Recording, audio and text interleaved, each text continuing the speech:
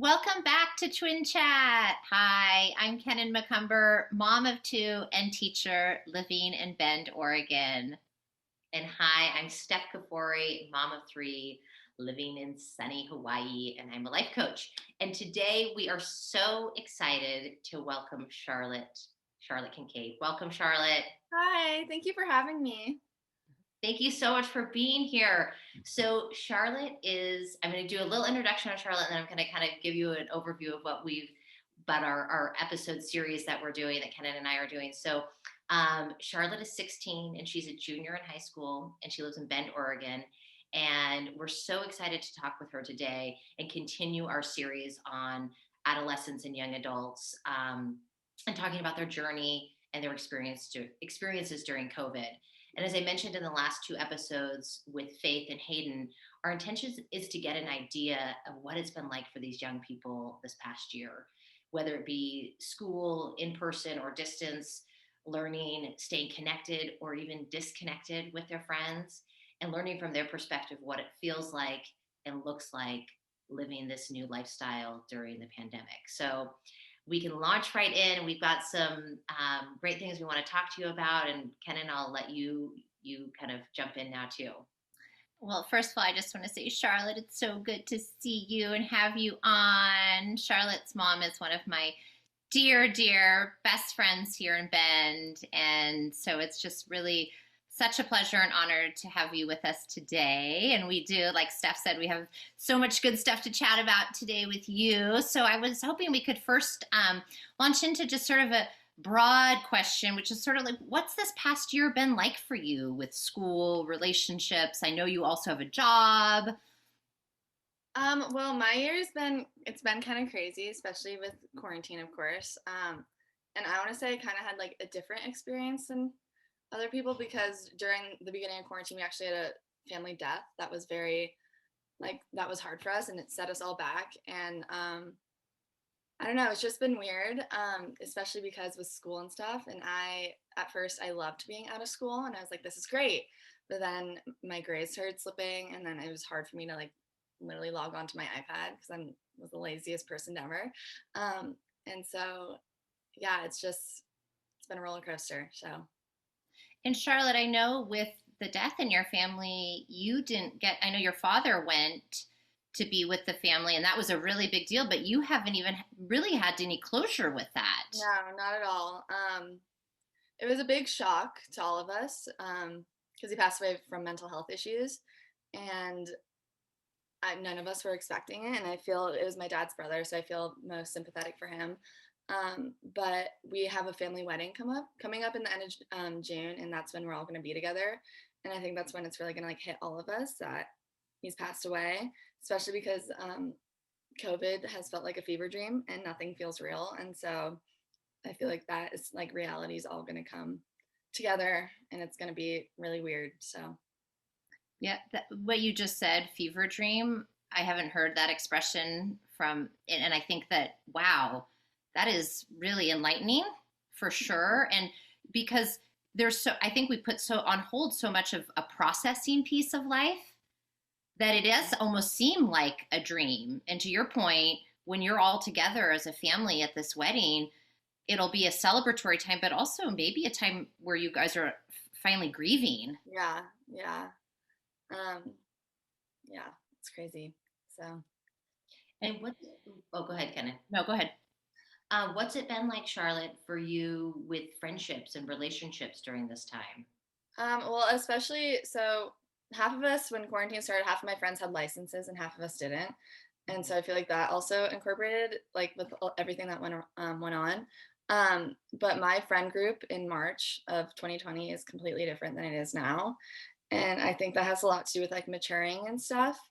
And also you don't know who to ask to hang out because you don't know like what how their parents feel about things. And my mom let me like I think it was towards like June of 2020 like let me hang out with like two friends and have it be like our own circle. But I do know that like it was really I didn't think it was going to be hard for me, just because I thought I was more introverted than I am. But I actually found out that like I need that social validation around me. And I think especially being back in school, um, it's actually kind of hit me that I'm so much happier now and I feel so much more like myself just being around friends again, and then also like having a routine of going to school every day. Whereas like I am a procrastinator, and for me to get things done it has to be at the last minute. I need that pressure for me to get things done. And like when being at home, you didn't have that. And so I just never would get anything done. So that became problematic. So you mentioned that you felt like, especially in the beginning, your grades started to slip. Was Yeah. that Well, do what you? I was most upset about was that they, for second semester of last year, they just completely wiped our grades and like they didn't count them. It was all like passing.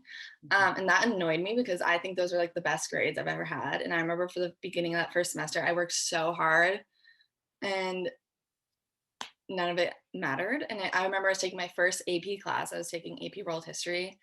And I worked so hard in that class. And then it's like it didn't matter. And so all I needed was to get like a D plus. And so where my grades were at like then, I just didn't do any homework for the rest of the year. And then I passed with a D plus because my grades were like, I had almost like a 4.0, and I've never had that before. And so I was so upset that they was just got wiped. Well, it sounds like it squashed your motivation, right? All of a sudden, Totally. you're going, well, wait a second. There's no incentive for me to do well, and they killed a little bit of that intrinsic motivation because it was, eh, just get enough to pass because basically almost everybody will pass. Yeah. And then like when this year came along, I still had that same mindset. Like they like got rid of that motivation for me. Like how because I was so used to for like last year having to like not care about it. And then when grades actually do count, it's like I lost that attention span and I lost that motivation to like actually care. And so my first semester grades of this year were not good. But it's interesting being back at school. I have really good grades again. And I at first was not excited to go back to school because I kind of liked doing my school from bed every day. But now I'm realizing that it's been really good for me. So Well, and the other piece that I found interesting too is that you noticed you're more of an extrovert than you are an introvert. So there's this process of you know being at home and experiencing the you know can I just say loneliness? I don't yeah. want to put words No, in your yeah, totally.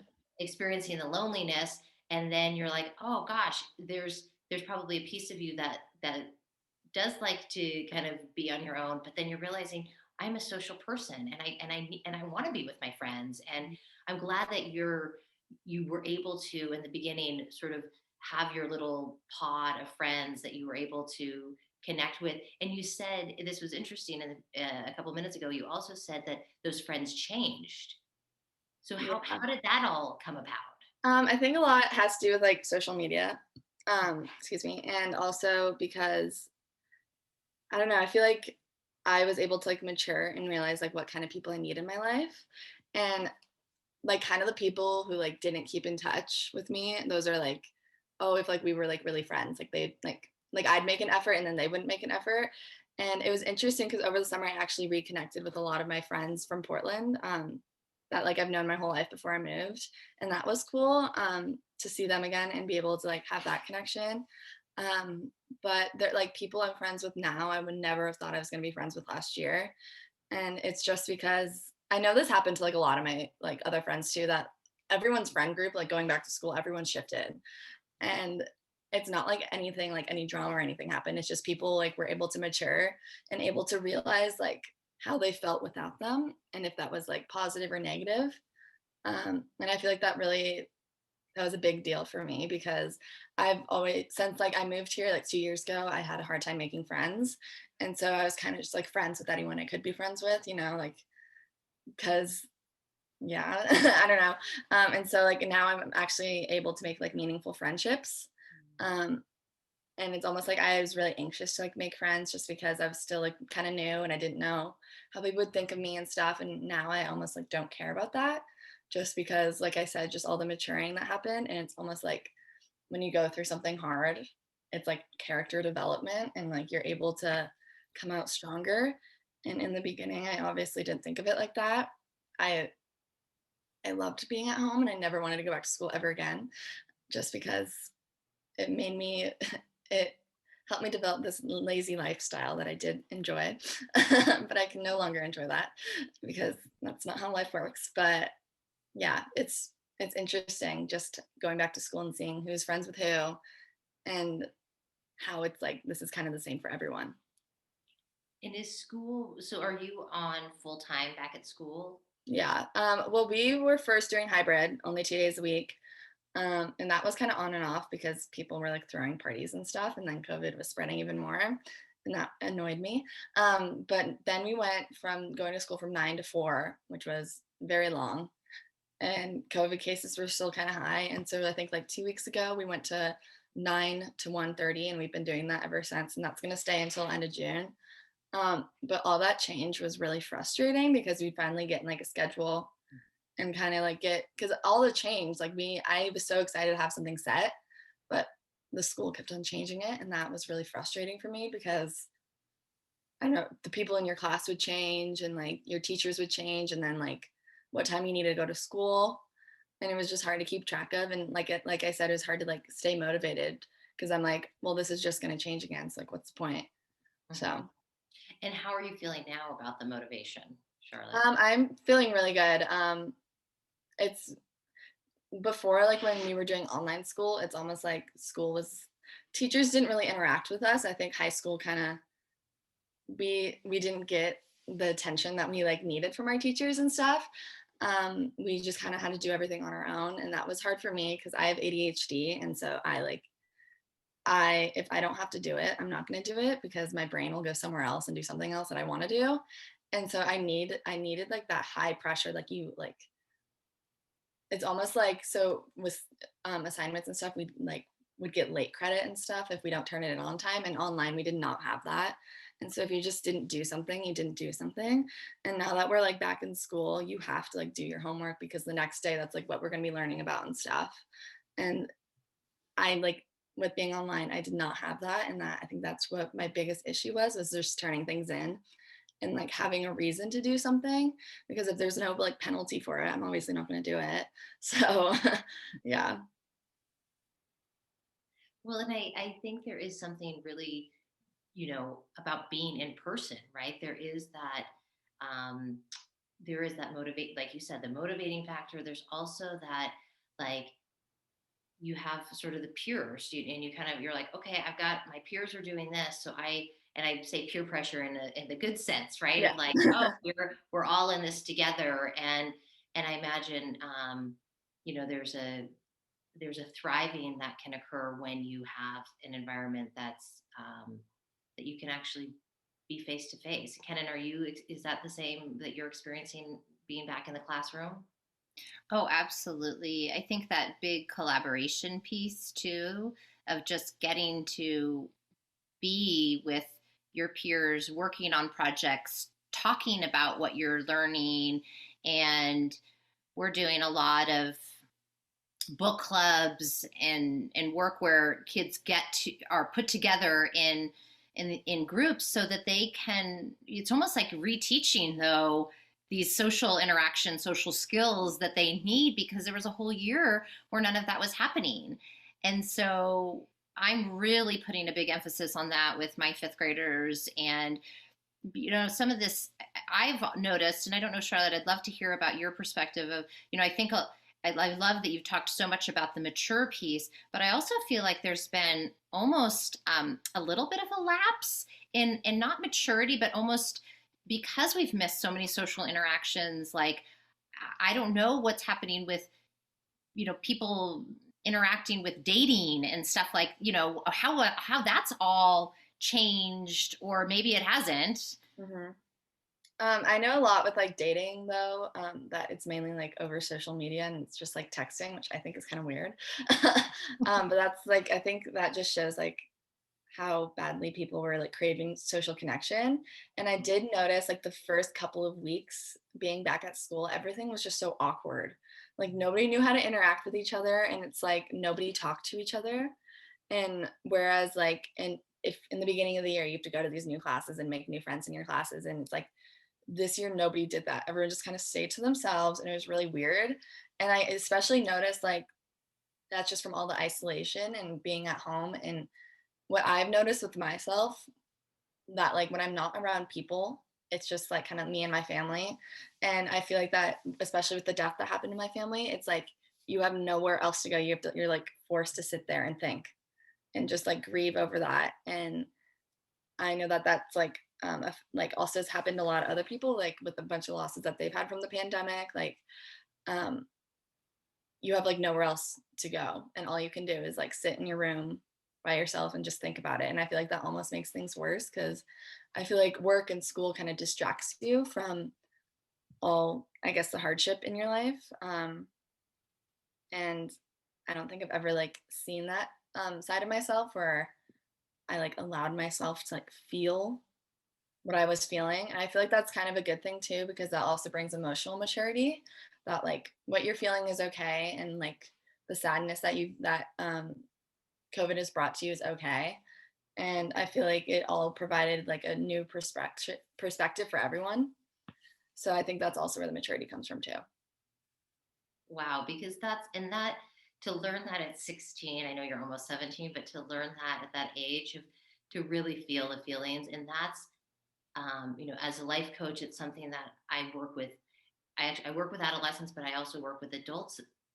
To learn how to not push things away because it's easier to push things away because these feelings they're big and they're painful at times. And I think there is this when we have a lot of distraction, it's easy to turn to that, right? It's easy to turn to social media, to friends, and it is good to lean on your friends, but not in a distracting way, right? So there in a lot of and in my work that I when I work with people, it's don't push it away, actually embrace it, feel it, bring it to you, because the tendency, like we're talking about, is to brush it under the rug, and it will come back, right? It comes Yeah. back actually bigger, and it maybe manifests later in your life. But to learn at your age is I mean, that's a huge, huge, huge emotional growth period that you're experiencing.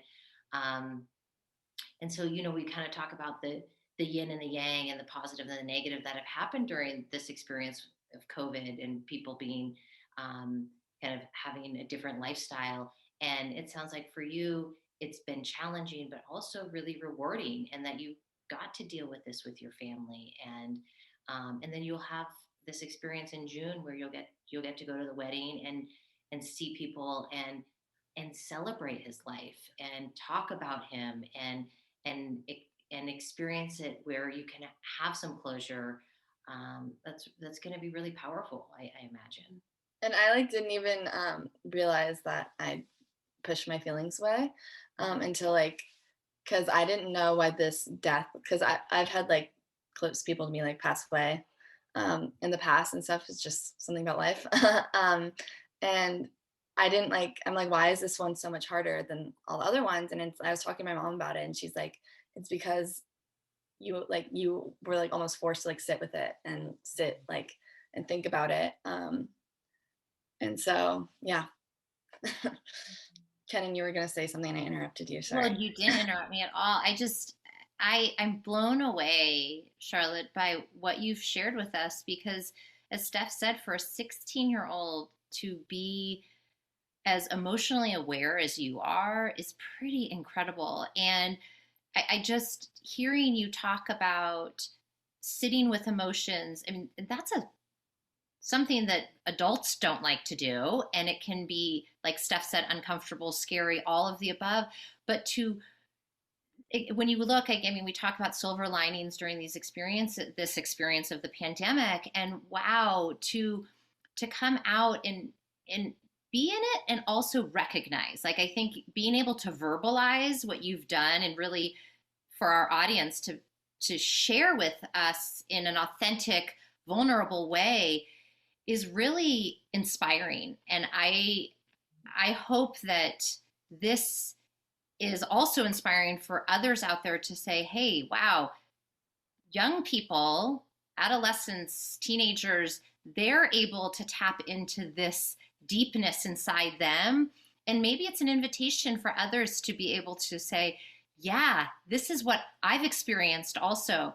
And it's the good, the bad, the ugly, right? It doesn't, it's all part of who we are. And I guess I just, for me, also being an educator, to know that our youth is as evolved as you are. It again, I know I've used the word inspiring like 3 or 4 times now, and I'll say it again, but it really truly is inspiring. It is. It is. And and I'm curious, Charlotte, how you're feeling about the future. How are you feeling about, I know we're still in a pandemic. People like to say it's over, we're still in it, but how are you feeling about the future? Well, with the vaccine that's going around, that's promising because now like masks aren't as strictly enforced, and so that's exciting because that's like change. But I do know that like this year I was supposed to have a prom, and it's not, it's like a senior like party thing, and I'm a junior, so I didn't get to experience that, and I was so excited. Um, and so that was a big downer on me, but I'm more excited, I guess, now just because I feel like I was able to kind of get a little bit of taste of like independence, especially being online school and like doing what I need to do to like succeed. It makes me more excited for like college and stuff. Um, and I was actually over the pandemic able to get an internship at a law firm, and I kind of want to be a lawyer now. And so it's like I before I didn't really know what I wanted to do, and I feel like now with all like my experiences and stuff, I've now decided that okay, like my future's coming up. I need to start thinking about school and stuff. And I'm hoping that the colleges aren't gonna like they're gonna pay attention to the like pandemic years and how my grades are with that because they're kind of embarrassing. And so I'm hoping that that won't hurt me, and that colleges will be when I am starting to apply that colleges will pay attention to that, and how much my grades have changed from first semester and second semester being in school. And so the future is scary, but I do have hope just because of all the vaccines and cases are kind of starting to go down. And obviously, nobody was expecting this to happen. And so nobody was prepared. And so I didn't think that the pandemic would be this bittersweet. Yeah, yeah. Well, and I think that the optimism is, that's all we can have right now, right? Because I think um, there's an unknown element to what's going to happen, but there is, we're making progress, and we are I agree with you, very fortunate that we have access to the vaccine, and so many people in our country are getting vaccinated. Um, and and what are you looking forward to most when the pandemic is over? I don't know. Probably like being able to hang out with friends without like judgment from others. I know that's like a big thing that happens because some people are more comfortable with it and than others. And since my whole family's vaccinated, my mom has been kind of a little bit more. She's been letting me like go out a little bit more, um, and I appreciate that. And so I'm just excited to like not have to care about that because like when you meet someone you want to shake their hand and it's like you can't do that because you don't know how they're going to react and if they're vaccinated. And so I'm just excited for. I feel like everyone's living in constant anxiety, um, with germs and corona and what people are comfortable with and each other's like limits and stuff, and I'm just excited for that to like not be a thing anymore because especially being at school it's like, oh, I'm thirsty, do I take a sip of my water bottle or do I wait because you have to take off your mask and you don't know how if like that's going to make someone uncomfortable around you because everyone feels differently, and so I'm just excited to not have to care about that. Yeah, because it's an awareness of everyone else around you, and that's a big piece of like what do I feel comfortable with, and what do they feel comfortable with, and how do I don't want to offend people or put people in harm's way. So that would be a big stress relief for Yeah. all of us, right? I know. I was just gonna say, Steph. I'm such a big hugger, and that's been such a hard thing for me during this pandemic. I had a student come up to me just on Friday, and she goes, Mrs. McCumber, I want to give you a hug so badly. And I go, you have no idea. I want to hug each and every one of you. And I hope that day will come before the end of the school year. But if not, you'll have to come back and visit me when they're middle schoolers, even though they'll probably be too cool for school at that point. But it's that hard part. Like when you do see someone you haven't seen for a while, that like you lean in for a handshake or a hug and you don't know necessarily if they're, what their comfort level is. And I wonder how that, you bring up such a good point about that, as we start to become a little bit more, back to normal, how that will unfold. But I wanted to say one last thing as we say goodbye to Charlotte. Any college, university would be so lucky to have you. You are incredible. So know that grades are one piece of a puzzle. And hopefully there will be a piece where they look and they say, oh yeah, comprehensive distance learning versus in person. There is no, in my opinion, but of course I am a teacher, there's no substitute to being in person with teaching, like hands down. And so that is a piece that I hope they weigh pretty heavily. Me too. As the admissions, board, whatever. But again, and I think Kenan too, to that piece, is that it's not just the academics, it's what you have gone through emotionally and what you have dealt with. Young people in general, I'm speaking about you, Charlotte, but also about young people, is that Kenan and I have heard, from Faith and from Hayden and now from you, that this is this has been a really tough time, and that things have, you had, and no one had any idea what was going to happen. And Hayden and Faith both said they experienced depression, and this was like this. So the emotional effect on children and youth and adolescents and teenagers is nothing to be, is something that needs to be taken into serious consideration too. And I'm not just talking about admissions to college, but I'm just saying this is the real life nitty gritty. It's not just the ABCs that we're getting. Mm-hmm. And I think a lot of people think like that we were able to adapt well, but it's like it was harder than people thought, and I had to deal with my mental health and like take care of myself. And I know a lot of other people have, and I feel like, I don't know, I feel like us like teenagers, especially us to like developing and like realizing like how our emotions are and like how we really feel, it was a lot harder for us to process. um and I do know a lot of people's mental health was affected by that, including mine. And I appreciate you saying that, just because I don't think a lot of people pay attention to that, um especially adults, because I know a lot of people lost their jobs and stuff, but a lot of kids also like lost their friends and they lost their normal life and they aren't used to anything else, like anything different. And I think it was just really it was like you were living in constant uncomfort, um, just because you've never experienced this before. Yeah. And you're young. These are big issues to be dealing with at a young age too.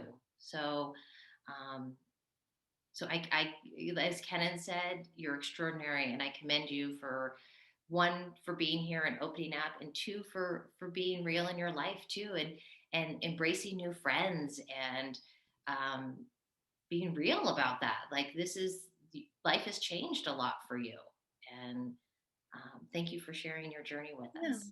thank you. thanks, Charlotte. Of course.